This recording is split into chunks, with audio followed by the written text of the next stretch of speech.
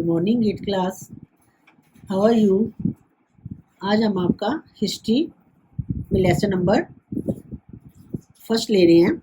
The topic of this lesson is trade to territories. जैसे आपको मैंने अभी लेसन का नाम बताया, फ्रॉम ट्रेड टू टेरिटरीज, इसमें हम ये लेसन में ये रीड करेंगे कि how the company establish power, कि ब्रिटिश कंपनी ने कैसे इंडिया के ऊपर ट्रेडर बन के आए और कैसे उन्होंने पूरे इंडिया के ऊपर कब्जा कर लिया। ये हम इस लेसन में डिस्कस करेंगे। तो स्टार्ट फ्रॉम, जैसे उससे पहले जो है मुगल एम्परर्स जो हैं, मुगल रूलर जो हैं, वो इंडिया के ऊपर रूल करते थे और औरंगजेब जो था वो उनका सबसे पावरफुल रूलर था। उसकी डेथ के 1707 में उसकी डेथ होगी। उसकी डेथ के बाद जो है इंडिया जो है अलग अलग पार्ट्स में डिवाइड हो गया। यानी कि इंडिया में जो है बड़े बड़े जमींदारों ने या फिर और गवर्नर्स थे, उन्होंने अपने अलग अलग रीजनल किंगडम बना लिए। और ब्रिटिश जो है वो ओरिजिनली जो है एक ट्रेडर बन के आए थे, इंडिया में व्यापार करने के लिए आए थे। अब कैसे आए वो, कैसे उन्होंने पूरा रूल किया, ये हम इसके बारे में आगे पढ़ते हैं। इसका फर्स्ट पॉइंट है east India company comes east. 1600 में 1600 में ईस्ट इंडिया कंपनी जो है उन्होंने इंग्लैंड की क्वीन एलिजाबेथ फर्स्ट, उससे एक चार्टर ले लिया, रिटन परमिशन ले ली कि वो जो है इंडिया में जितने ईस्ट में जो है ईस्ट की तरफ आके वो अपना व्यापार करेंगे। India charter means sole right, कि उसके अलावा ब्रिटिश के और भी जो हैं जितने भी जो उनके लोग हैं वो इंडिया में कोई भी और नहीं आएगा, खाली वही आएंगे। लेकिन उनसे पहले जो है इंडिया में पहले भी वास्को डी गामा जो है एक पोर्तुगीज एक्सप्लोरर, जिसने सी रूट इंडिया के लिए डिस्कवर किया था 1498 में, वो उससे पहले ही आ चुके थे। और उसके बाद जो है ब्रिटिश आए, उसके बाद डच और उसके बाद फ्रेंच जो है वो भी इंडिया को एक्सप्लोर करते हुए आए। और वो लोग इंडिया में आते किस लिए थे? बिकॉज ऑफ, क्योंकि इंडिया का जो है यहाँ पे चीज़ें सस्ती मिलती थी और यहाँ के फाइन कॉटन और स्पाइसेस को खरीदने के लिए आते थे। और यहाँ से जो सामान लेके जाते थे अपने देश में जाके उसको महंगे दामों में वहाँ पे बेचते थे। Next point, East India Company began trade in Bengal. सबसे पहले जो है उन्होंने अपना ट्रेडिंग जो है कहाँ से शुरू करी। The first English factory was set up on the bank of river Hooghly in 1651। सबसे पहले जो है ईस्ट इंडिया कंपनी ने 1651 में अपनी पहली कंपनी जो है हुगली रिवर जो है बंगाल में कलकत्ता के पास है, वहां पे अपनी फैक्ट्री खोली। फैक्ट्री में उन्होंने एक वेयर हाउस बनाया। वेयर हाउस एक ऐसी जगह है यहाँ पे वो एक्सपोर्ट करने के लिए सामान को रखते थे।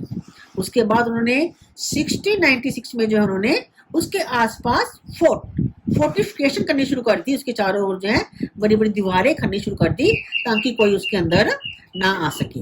और इसके बाद उन्होंने मुगल एम्परर औरंगजेब, जो उस समय जो है मुगलों का राजा था औरंगजेब, उससे एक फरमान ले लिया। फरमान मीन्स एक रिटर्न उन्होंने ऑर्डर ले लिया कि वो बिना किसी टैक्स दिए ड्यूटी फ्री जो है वो अपना सामान जो है वहां से खरीद के अपने देश में ब्रिटेन में बेच सकेंगे। Next point, how trade led to battles. अब व्यापार जो है वो कैसे उनका आपस में बैटल्स बन गए। When the Bengal Nawab asserted their powers and autonomy, जब बंगाल के जो नवाब थे उन्होंने, जब औरंगजेब की डेथ होगी, बंगाल के नवाब या अवध के नवाब उन्होंने अपने अपने रीजन में अपना कब्जा कर लिया, तो उन्होंने जो है ब्रिटिश को जो है they refuse to grant the company. उन्होंने कंपनी को, जैसे औरंगजेब ने उनको फरमान ऑर्डर किया था कि ड्यूटी फ्री ट्रेड करेंगे, लेकिन बंगाल के नवाब ने जो है उनको कंसेशन देने से मना कर दिया।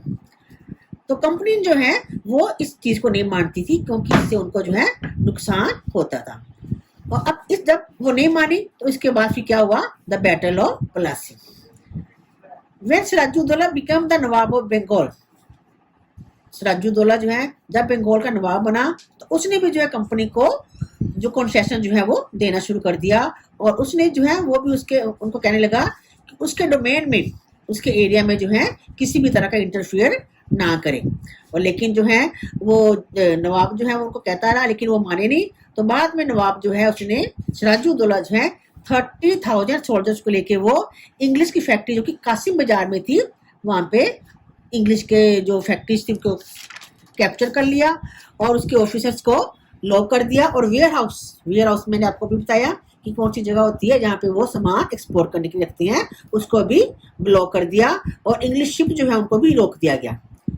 इसके बाद जब कंपनी के जो ऑफिशियल जो मद्रास में रहते थे उनके पास मैसेज मिला कि सिराजुद्दौला ने जो है उन्होंने हमला कर दिया, तो वो क्या हुआ, उसने रॉबर्ट क्लाइव उस समय जो है वहाँ का गवर्नर जनरल था, उसने 1757 में जो है कंपनी की आर्मी जो है सिराजुद्दौला के खिलाफ भेजी प्लासी में, और ये जो है प्लासी का द बैटल ऑफ प्लासी हुई। और बैटल ऑफ प्लासी जो है ये बहुत फेमस हुई, क्यों? क्योंकि ये पहली एक मेजर विक्ट्री थी जिसमें जो है कंपनी जीत गई थी। सिराजुद्दौला हारा कैसे, इसमें मेन बात ये है सिराजुद्दौला कैसे हारा, क्योंकि जो कंपनी के जो British company east India company जो थी उन्होंने उसी के जो एक सेनापति था मीर जाफर उसको ये बोल दिया कि वह उसको नवाब बना देंगे सिराजुद्दौला के बाद, तो वो उनके बस में हो गया और वो उनके सिराजुद्दौला की तरफ से लड़ा नहीं, तो वो जो है लड़ाई जो है सिराजुद्दौला हार गया और मीर जाफर जो है उसको उन्होंने नवाब बना दिया। Next the battle of Buxar. अब जब मीर जाफर जो है नवाब बन गया बंगाल का, लेकिन अब मीर जाफर जो है जब ब्रिटिश कंपनी जो है वो अपना टैक्स लेती थी, बिना टैक्स के काम करती थी, तो जो है बंगाल में जो है नुकसान होना शुरू हो गया। जिसके बाद जो है ब्रिटिश ने क्या किया, मीर जाफर को भी हरा के मीर कासिम को उसकी जगह पे नवाब बना दिया। अब मीर कासिम जो है वो भी जो है उनके साथ मिलने को तैयार नहीं हुआ, उनको टैक्स फ्री ट्रेड करने की मंजूरी नहीं दी, तो उनके बीच में जो है फिर एक युद्ध हुआ बैटल ऑफ बक्सर जो कि 1764 में हुआ। उसमें जो है मीर कासिम हार गया और मीर जाफर जो है दोबारा उसको री इंस्टॉल किया गया। लेकिन मीर जाफर जो है नवाब बना, इसके लिए जो है उसको 5 लाख रुपए जो है एवरी मंथ जो है वो ईस्ट इंडिया कंपनी को देने पड़ते थे। उसके बाद क्या हुआ, 1765 में मीर जाफर की डेथ होगी और उसके बाद जो है मुगल एम्परर ने क्या किया, कंपनी को एज ए दीवान, बंगाल का दीवान नियुक्त कर दिया। दीवान बनने के बाद जो है जितना भी रेवेन्यू कलेक्ट करने का जो जिम्मेदारी थी वो कंपनी की बन गई। Next point, company officials became nawabs. अब कंपनी जो ईस्ट इंडिया कंपनी के जो ऑफिशियल्स थे वो नवाब की लाइफ को देख के इतना उत्तेजित होते थे कि वो ये सोचते थे कि नवाब की जो लाइफ है कितनी अच्छी तरह से वो अपनी लाइफ जो है स्पेंड करते हैं। तो वो जो है उन्होंने कंपनी ने जो है बंगाल के जो नवाब थे उनको ये कहा कि कुछ पैसा जो है वो उनको दिया जाए। इसके लिए जो है रॉबर्ट क्लाइव जो है वो भी जो है उसने जो है अपना जो वो इंडिया में आया था वो 18 ईयर्स का था, लेकिन उसके बाद बाद में जो है उसने बहुत सारा सम जो है उन्होंने इकट्ठा कर लिया था। उसके बाद जो कंपनी को जब उसके ऊपर सस्पेक्ट हुआ, उसको शक हुआ, तो उसको जो है निकाल दिया, उसके ऊपर केस चला, लेकिन चाहे बाद में वो बरी हो गया था, उसकी दौलत को देख के जो है कंपनी ने उसके ऊपर सस्पिशियस किया, लेकिन वो बाद में एक्विटेड हो गया। लेकिन इसके बाद जो है रॉबर्ट क्लाइव ने क्या किया था, 1774 में जो है सुसाइड कर लिया था। Subsidiary alliance. Battle of Buxar के बाद क्या किया, कंपनी ने जो है वो इंडियन स्टेट्स के ऊपर जो है इंडियन के लोगों को जो है उनको सौंप दिया, लेकिन इस शर्त पे उन्होंने दिया कि उनको जो है आर्म्ड फोर्सेस जो है वो कंपनी प्रोवाइड करेगी। They were to be protected by the company, उनको जो है कंपनी प्रोटेक्ट करेगी, लेकिन इसके लिए उनको जो है कुछ पैसा कंपनी को देना पड़ेगा। इफ दे फेल्ड, अगर वह उसके में फेल हो जाते हैं, अपनी उस पेनल्टी को देने के लिए फेल हो जाते हैं, उस पैसा देने के लिए फेल हो जाते हैं, तो उसकी जो टेरिटरी है वो जो कंपनी जो है अपने अंडर ले लेती है। इसके लिए गवर्नर जनरल रिचर्ड वाल्सले जो है उसने अवध के एक नवाब थे, वो अपना पेनल्टी देने में चूक गए थे, तो उन्होंने क्या किया, 1801 में जो है अवध की जो टेरिटरी जो है वो अपने अंडर ले ली थी। ओके, आज तक आपका इतना लेसन है, बाकी हम नेक्स्ट उसमें करेंगे।